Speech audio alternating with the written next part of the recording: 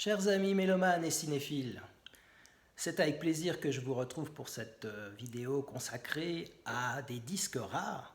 C'est ce que je voulais vous montrer aujourd'hui et c'est pour remplir aussi une promesse que je vous avais faite dans une ancienne vidéo.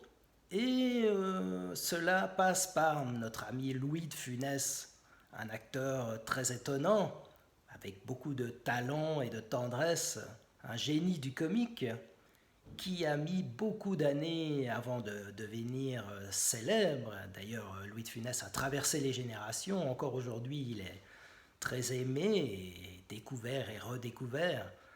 Des diffusions de ses films, aujourd'hui il est question des gendarmes.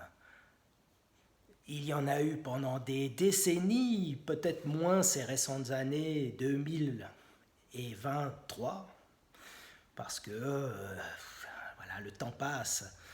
Mais toujours il y a à droite à gauche une petite rediffusion d'un gendarme, d'un Fantomas et d'autres films avec Louis de Funès, un acteur qui a marqué son temps à jamais, car, bien entendu, vous connaissez mon goût pour les films d'horreur, les films qui font peur, et j'y reviendrai très prochainement, mais l'humour a aussi sa place, l'humour, l'autodérision. Avec l'humour, on peut tout vaincre et tout franchir, et la vie devient plus légère, surtout quand on arrive à rire de soi et de ses faiblesses et de ses ratages et aussi de ses succès finalement. Mon ami Louis, dans cette intégrale des gendarmes, il est là, en cassette vidéo, cette intégrale des 6 films des gendarmes. Entre 1964 et 1982, il y a eu 6 films sur les gendarmes. Voilà. Voilà. Petite anecdote, quand je demande à mes collègues ou à des amis, mais savez-vous quel est le dernier film de Louis de Funès? Très souvent les gens me disent ah, ça doit être l'Avare ou bien c'est certainement La Soupe aux choux. Et en fait, pas du tout. Le dernier film de Louis de Funès, c'était en 1982 et c'était Le Gendarme et les Gendarmettes. Et malheureusement, ensuite, très peu de temps après, au début de l'année 83, notre ami Louis nous a quittés. Et donc, mais d'où vient-il notre ami Louis? Eh bien, il est né à Courbevoie, dans les Hauts-de-Seine, en France, à l'ouest de Paris, en 1914. Ses parents étaient d'origine andalouse, en Espagne. Donc sa maman, qui était un caractère fort et autoritaire, était femme au foyer et son père était avocat et diamantaire, mais on le disait plutôt fantasque et gaffeur. Donc très rapidement, Louis de Funès a grandi dans un univers à la fois de rigueur et à la fois de fantaisie et d'improvisation, on va dire. Car le père de Louis de Funès, Carlos Luis de Galarza, n'a pas toujours rencontré autant de succès qu'il l'aurait souhaité, ce qui amenait bien sûr des tensions dans le couple. Et notre ami Louis va grandir dans une ferveur catholique importante, puisque c'était le souhait de sa maman. Et il va traverser comme ça 2 guerres mondiales, avec bien sûr comme bien des gens et bien des jeunes gens, une pas très grande idée, très précise en tout cas de ce qu'il allait faire dans la vie. C'est pour ça que il est passé par tout un tas d'expériences professionnelles, des pièces de patronage pour confectionner des vêtements, de la pelleterie, c'est pour pareil, c'est pour faire de la fourrure, des vêtements avec de la fourrure. Il va faire du vélo, de la course à pied, il va rentrer dans les ordres à un moment donné, mais ça ne va pas marcher.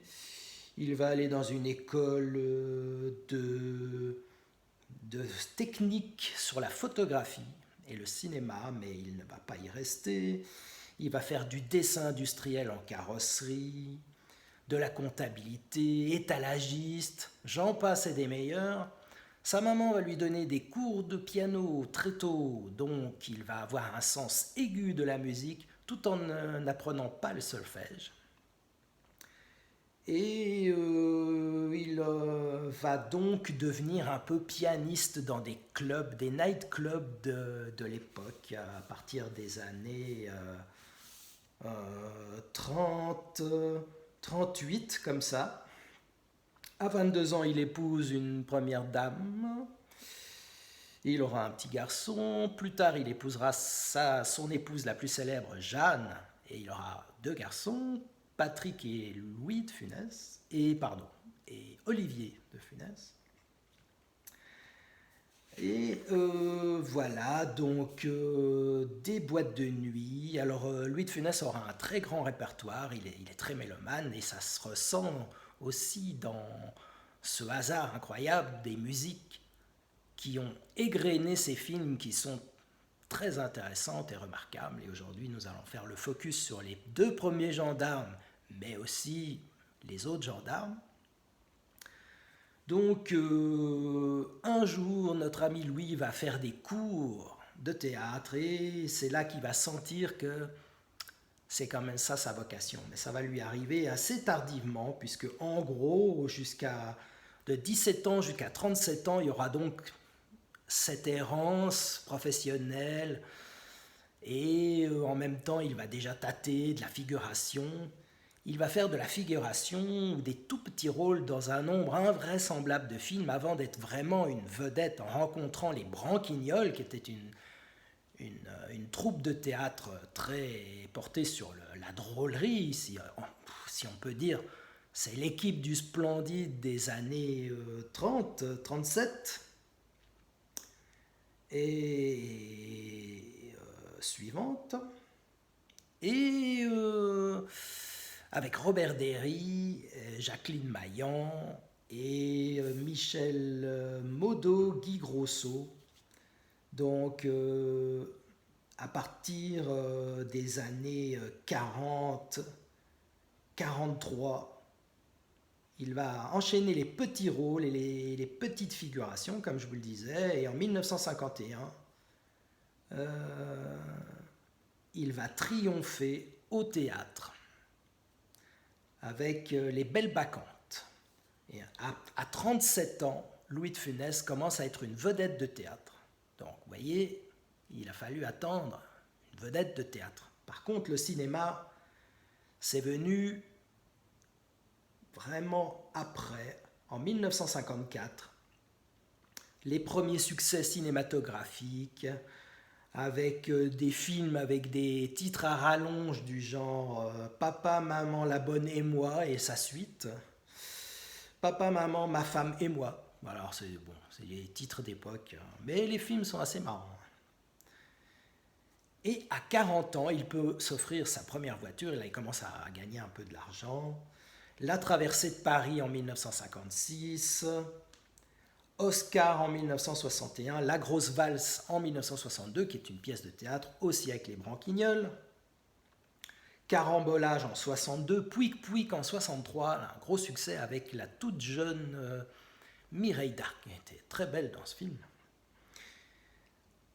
Et à 49 ans, il y a le projet du gendarme à Saint-Tropez.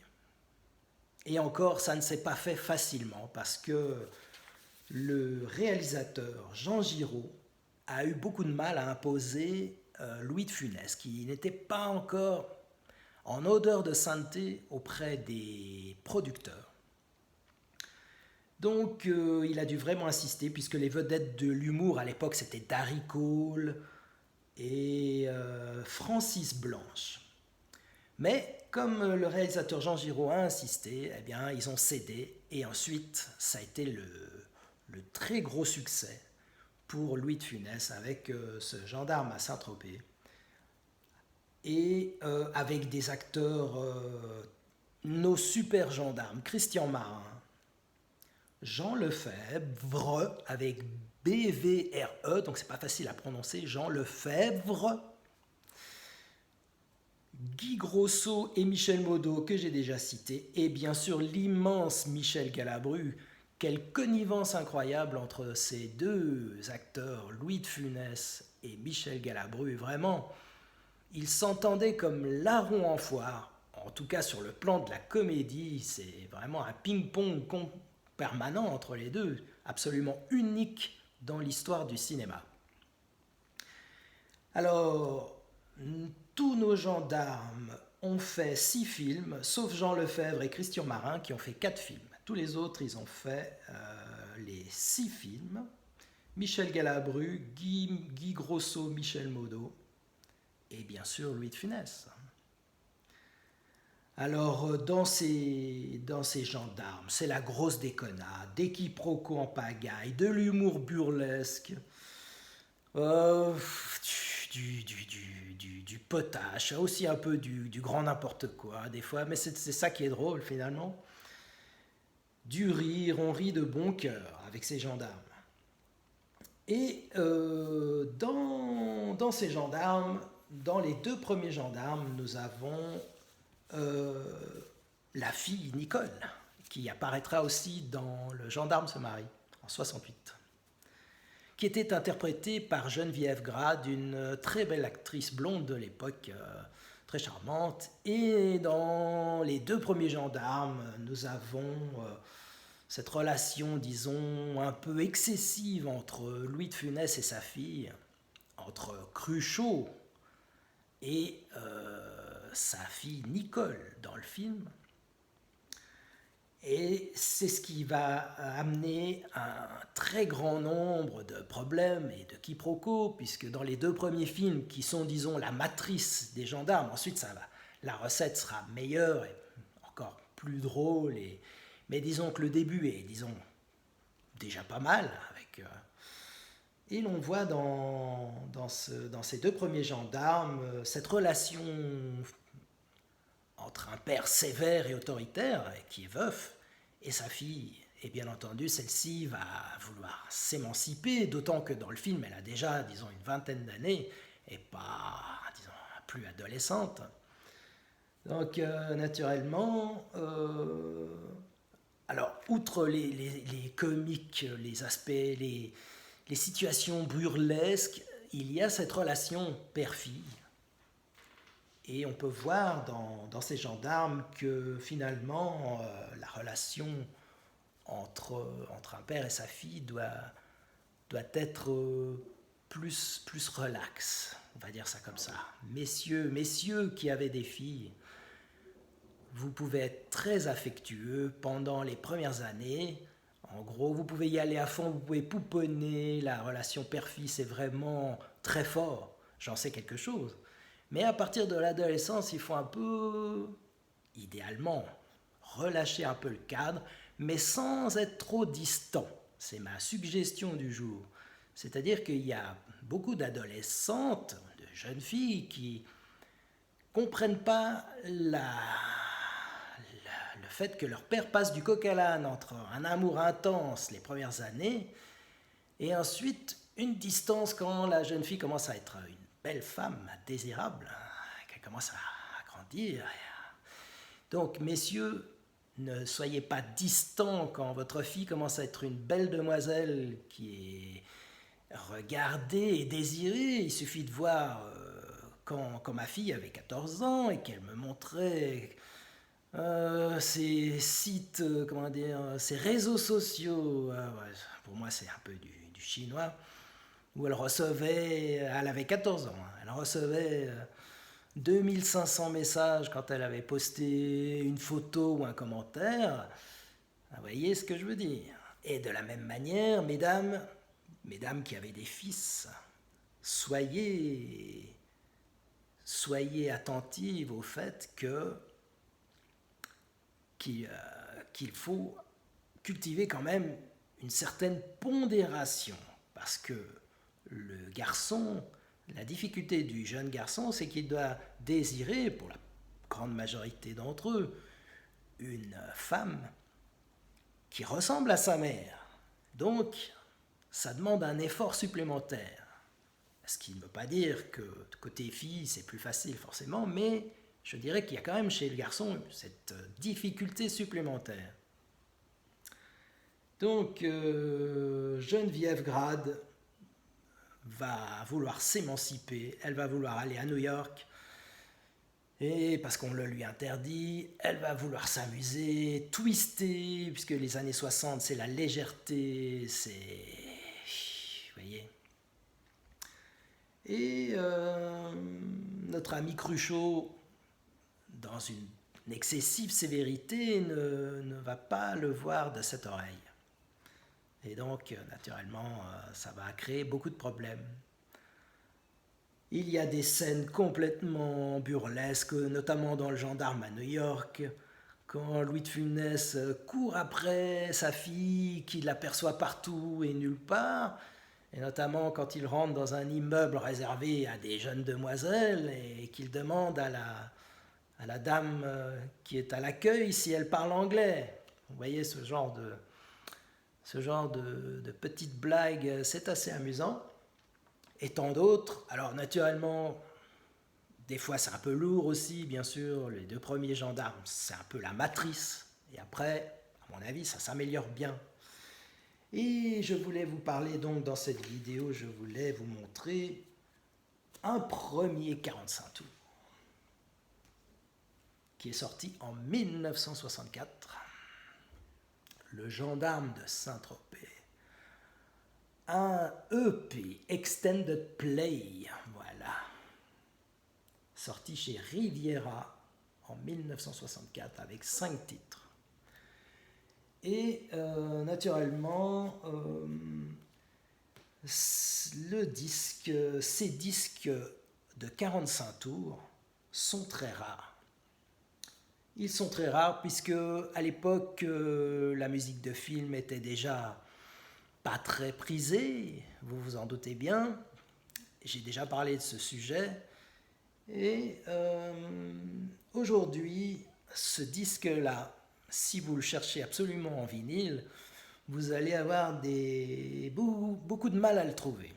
Ce qui est bien normal, malgré l'offre mondiale, qui paradoxalement, pour beaucoup de ces disques, qui étaient donc des EP, Extended Play, l'offre mondiale vous permet d'y avoir accès à certains qui sont rares, sauf ces deux-là. Je vais vous montrer le deuxième, parce que leur rareté est extrême, intense. Voilà le deuxième, le gendarme à New York, encore plus rare que le gendarme de Saint-Tropez. Il y a 6 titres dans ce disque EP aussi, 45 tours, chez Riviera également.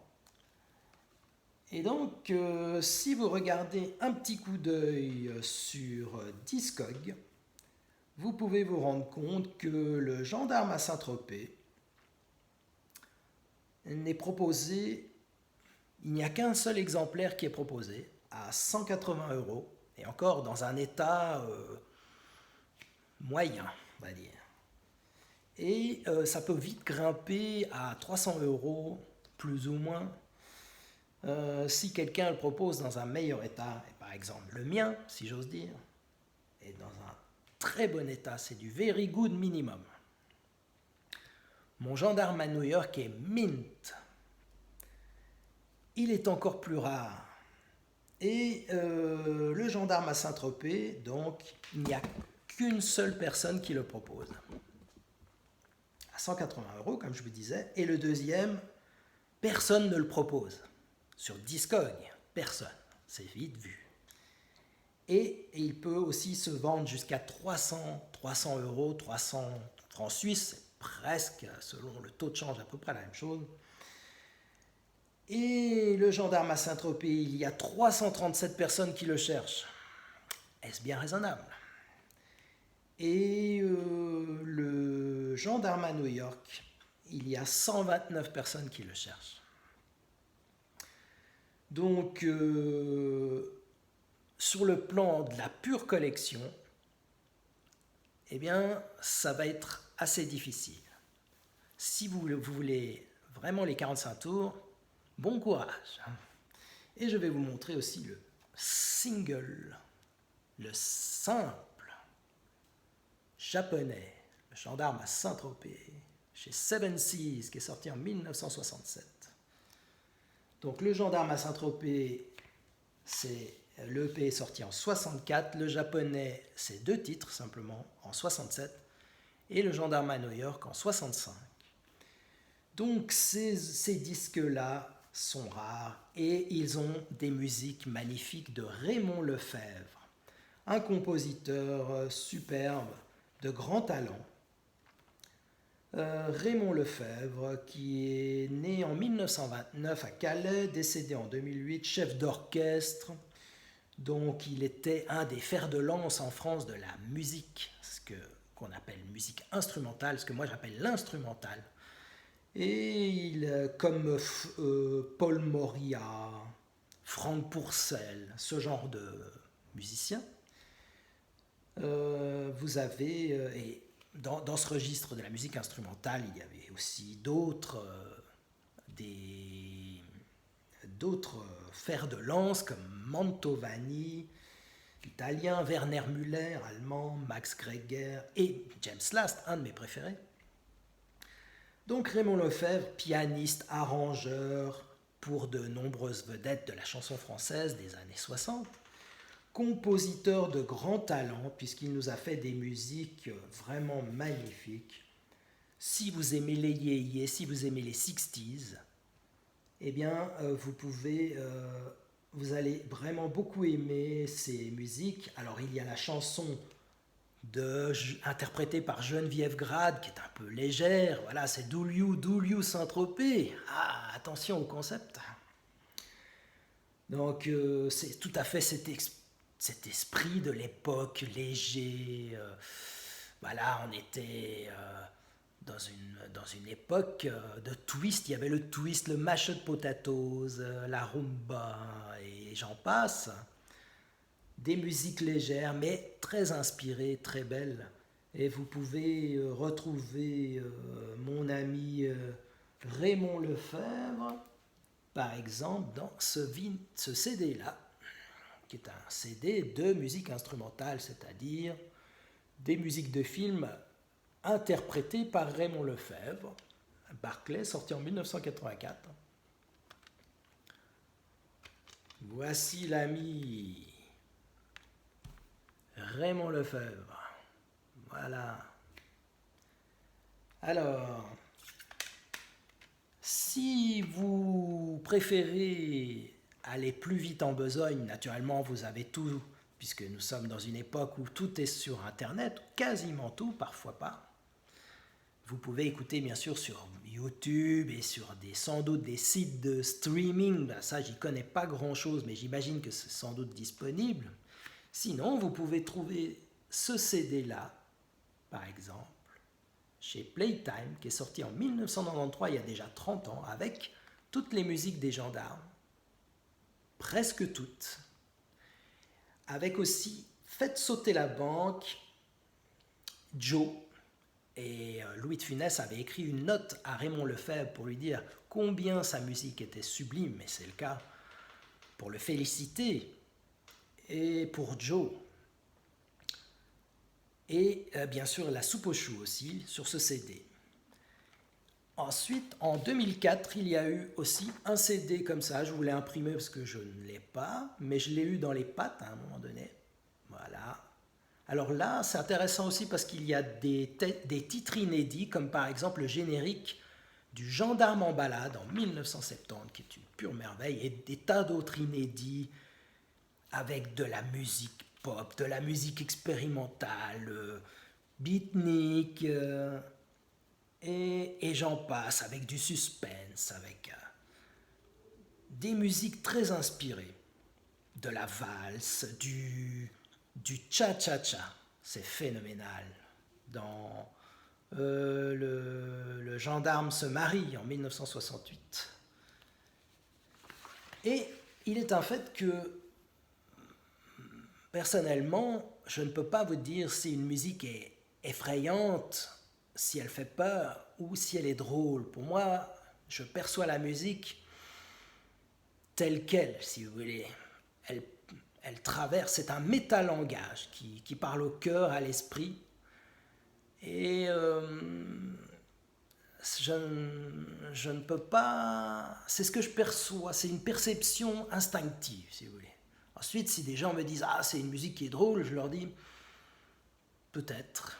Ou « Cette musique fait peur ». Si vous mettez The Omen de Jerry Goldsmith, certains d'entre vous ont bien la trouille. Mais je dirais que moi, j'ai une perception avant tout de mélomane. Je vais dire, qu'elle soit drôle ou effrayante, cette musique est inspirée et très belle. Voilà, je voulais vous montrer aussi une petite vidéo de Faites sauter la banque, d'un film très rigolo où De Funès commençait à être connu un petit peu. Voilà. Et je vous en dirai davantage sur mon ami Louis de Funès dans une prochaine vidéo où je vous montrerai, disons, la suite de cette collection Louis de Funès. Merci.